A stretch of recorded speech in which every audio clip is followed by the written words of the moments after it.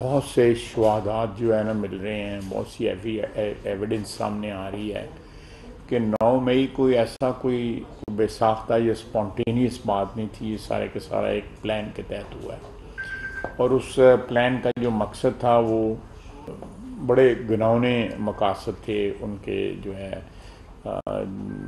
जिन लोगों ने core commander के घर को अटैक किया, उसके बाद जो है बहुत सी एविडेंस जो इकट्ठी हो रही है या इनके लोग खुद बता रहे हैं। आप टेलीविजन पे सुना भी है आपने कि उनको पहले ब्रीफ किया गया वो था, 3-3 4-4 मरतबा ब्रीफ किया गया था कि जी आपने ये करना है, अगर मैं गिरफ़्तार हुआ आपने ये करना है, ये करना है।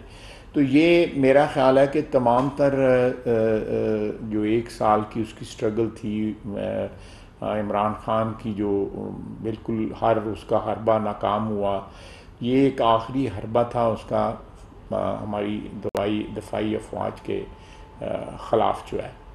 और उसके घुनौने जो है उसके अज़ाइम थे।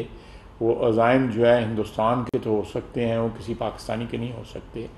तो इस बैकग्राउंड में या इस पस मंज़र में हम लोग जो है ज़रूर इस बात का जायज़ा ले रहे हैं और लेंगे भी कि इस पार्टी के ऊपर इस जो जो कुछ 9 मई की हुआ है और जो कुछ प्लानिंग इसने की है हमारी अफवाज को निशाना बनाने की, और उनकी जो काबिल फ़ख्र और उनके अज़मत के निशान हैं, कुर्बानियों के निशान जो हैं, उनकी जो तहकीर की गई है और उनको जिस तरह बर्बाद किया गया और उनको डिफेस किया गया, ये स्पॉन्टेनियस कतई तौर पे नहीं है। कतई तौर पे ये बेसाख्ता नहीं हुआ।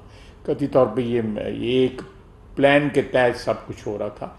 इस बैकग्राउंड में इम्कानात हैं और ज़रूर इसका फ़ैसला कोई नहीं हुआ, लेकिन इसका जायज़ा ज़रूर लिया जा रहा है कि पार्टी के ऊपर पाबंदी लगा दी जाए।